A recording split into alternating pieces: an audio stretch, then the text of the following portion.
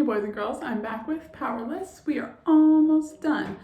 I have a few more chapters. Chapter 23, Rennebeck Falls. Molly was the first to act, of course. It was a predictable move, not just because of her speed, but because of her anger. Daniel knew that she would be itching for a rematch, and that first blood would belong to her. The supers had insisted that the Shroud fight them in the open.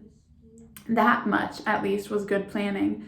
They had no desire to face Plunkett in the shadows and confined quarters of the cave, and Plunkett seemed willing to oblige. He flew out of the tunnel like a shot, his eerie laughter echoing off the quarry walls. But thanks to Rohan, the supers were ready. No sooner had Rohan shouted his warning than Molly pressed her attack. She aimed for the legs, and at the speed she was moving, it must have felt as if he'd been hit by a car. Knocked off balance, the Shroud tumbled down the hill to the bottom of the ravine, where Clay was waiting for him. Clay's first punch sent the Shroud soaring through the air, slamming him against the quarry's stone face.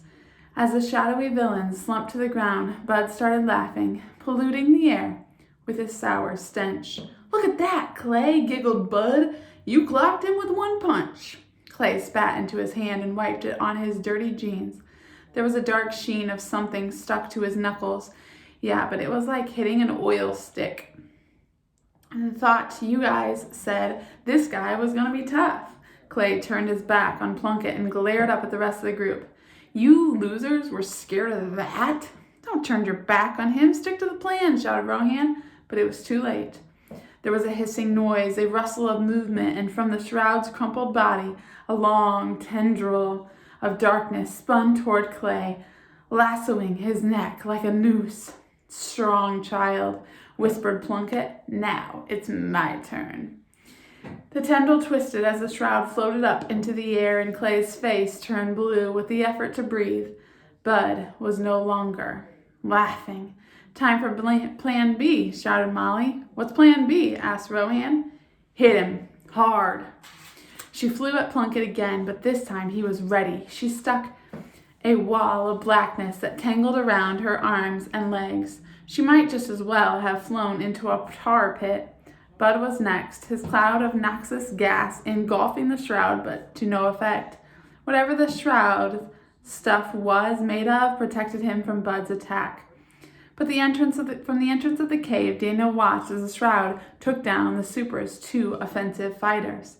Without Clay or Molly, the battle was over. The rest of the group just didn't know it yet. As Daniel watched, Louisa appeared next to Molly, phasing right through a boulder to reach her. She was trying to free Molly from the tar-like blackness, but she seemed to be making matters worse as the clinging stuff spread over Molly's body, almost as if it had a mind of its own. Bud and Rohan were desperately tugging at the noose around Clay's neck, but to no avail. Clay was strong and nearly indestructible. But he was gasping for breath that wasn't there, even if he couldn't last much longer. And through it all, Daniel did nothing. He turned his back on the battle and walked back into the cave to sit by Eric's side.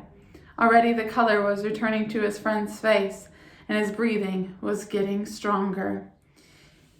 He'd live, but by the time he woke up, it would be too late. The Shroud would have already won.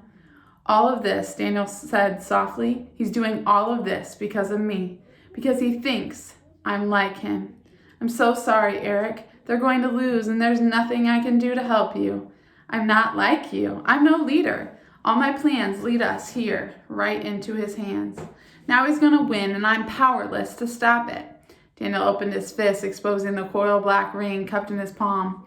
Unless what?" asked a small voice behind him. Daniel turned and looked for the speaker, but no one was there. "Rose?" he asked. "Is that you?" "I'm not supposed to say," answered a voice from nowhere. "Louisa told me to stay disappeared and to be quiet until it was over. Run home, Rose. You should run home as fast as you can." "But Louisa said..." "It's too late, Rose. We lost." "Aren't you going to help them? What's in your hand?" "Is it something to help them?" asked Rose, suddenly visible by Daniel's side. She was reaching for the ring in Daniel's palm. "No," he said, pulling his hand away from her. "You can't touch it. It'll hurt you if you do." "I'm sorry, I just don't know what to do." But even as Daniel said it, he knew that it wasn't exactly true. He had the ring. "Please," shouted Rose, tears filling her eyes. "You're the smart one. Louisa always says so. So help them." Daniel gripped the ring so tightly in his fist that he could feel it cutting into his flesh. The ring was so incredible source of power. But power at what cost? He might be able to use it against Plunkett, but first, he'd have to use it against his own friends. Incredible source of power. Then the answer hit him like a bolt from the sky.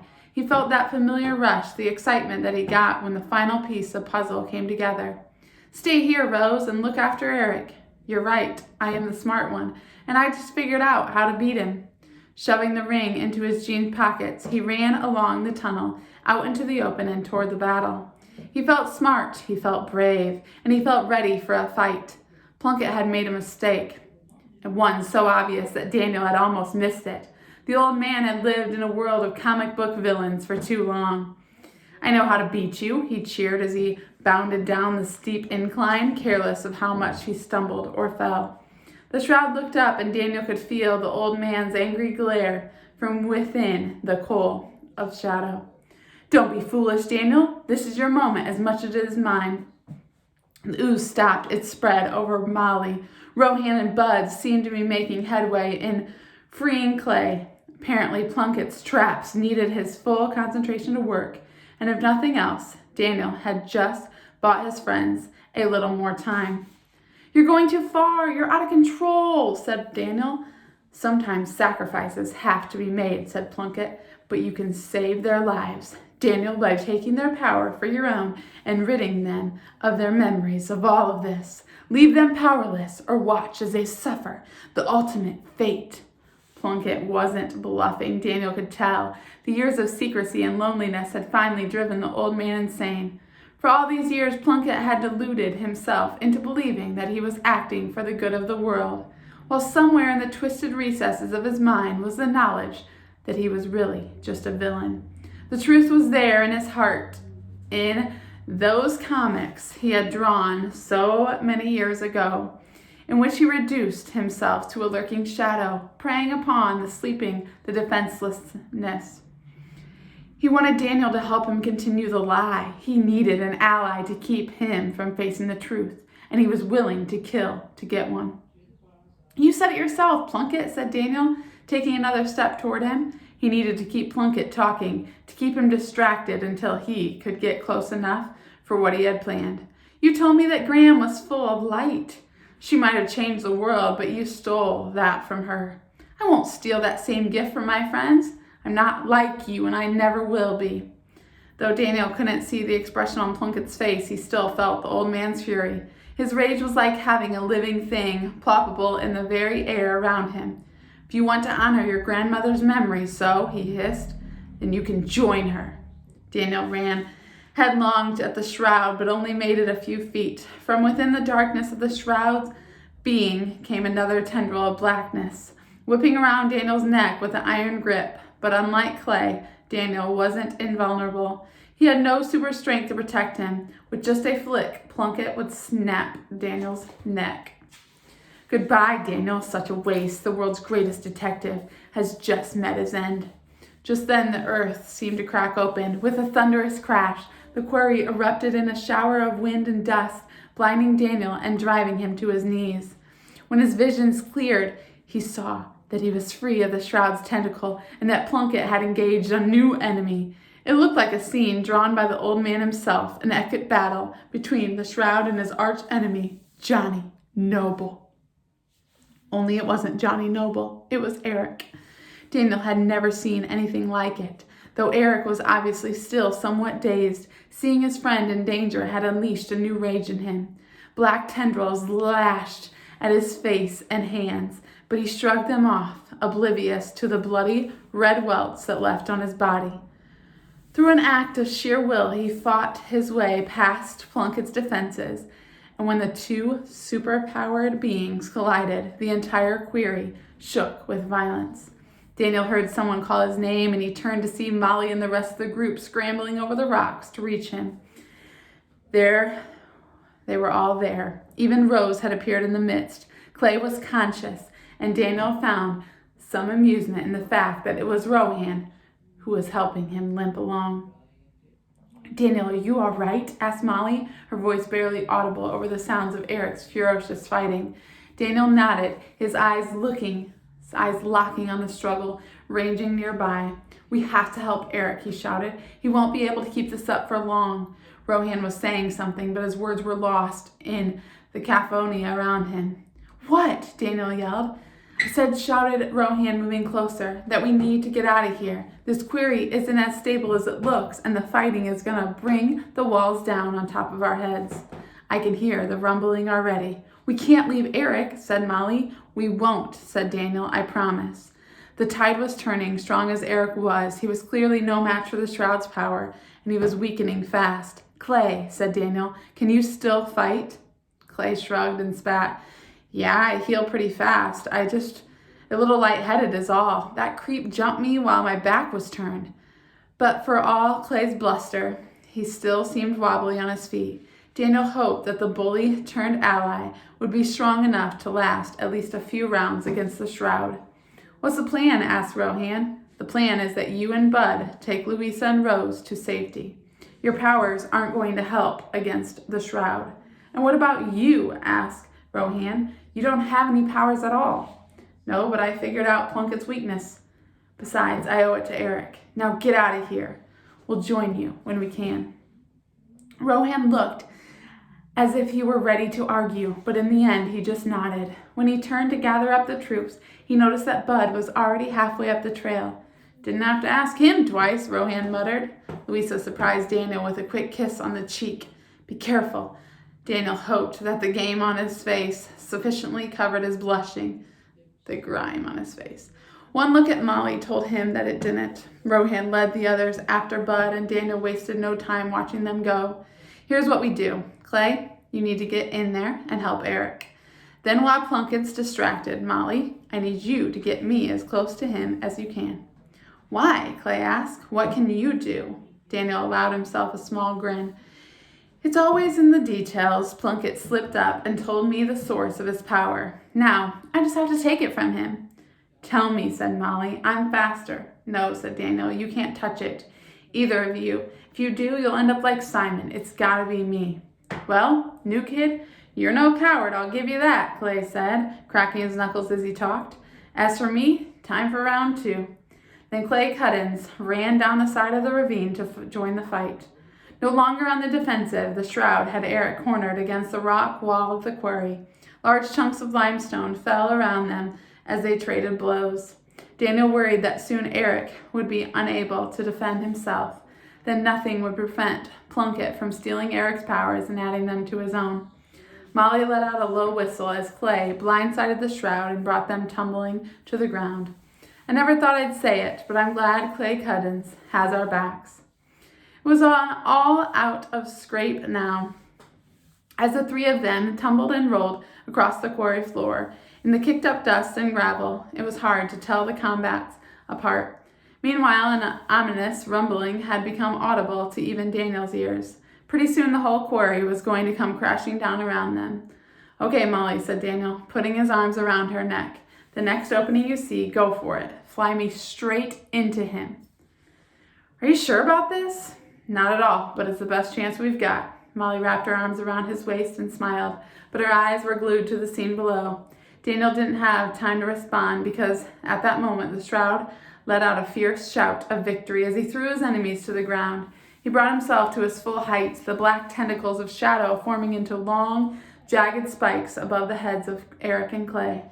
Molly reacted quicker than lightning. She flew so fast that Daniel hardly had time to register any movement at all. One moment he was standing on the hill holding on to her back, and the next he was hitting what felt like a wall of bricks. Layer upon layer of the thick shadow stuff flooded his vision as he struggled to keep from suffocating in the dark. But Daniel knew that there was a solid body underneath the darkness, Plunkett's body. As a Shroud, Plunkett had the strength to snap Daniel in two. But it took concentration for those powers to work, and Plunkett was currently busy with Molly, who was delivering a flurry of punches at lightning speed. Though Molly's blows did little real harm, Plunkett has momentarily knocked off balance from the sheer ferocity of her attack. Hopefully a moment would be all that Daniel needed, because a moment was all that he would get. Daniel groped in the dark, searching for the shroud's burning heart. His hands found the fabric of Plunkett's sweater. The answer was in the details, and the most important detail about Plunkett's power was that they came from an outside source, the meteorite stone. Plunkett had fashioned one stone into a ring, but Daniel hadn't noticed any rings on Plunkett's fingers. That meant that he wore his stone in some other way, around his neck perhaps, maybe near his chest. There was a sudden hiss as Plunkett realized what Daniel was searching for. They were soon locked in a fierce wrestling match, Daniel's hand closing in on Plunkett's throat as Plunkett tried to get a grip on the boy to throw him off. Pain shot up Daniel's bad arm, but he ignored it. He willed himself to keep moving, his fingers to keep searching, clawing at the collar of Plunkett's shirt. And there he found it, strung on a chain around the old man's neck. Daniel's fist closed around the smooth stone pendant in the center of that ball of fire. It burned his hand, but he refused to let go. He tugged hard, but the chain held. Daniel's breath was being forced out of him as the vicious blackness pressed into his mouth and down his nose. He's drowning me, Daniel realized. He's drowning me in shadow. Daniel's lungs burned and his stomach retched as the oily stuff seeped down his throat.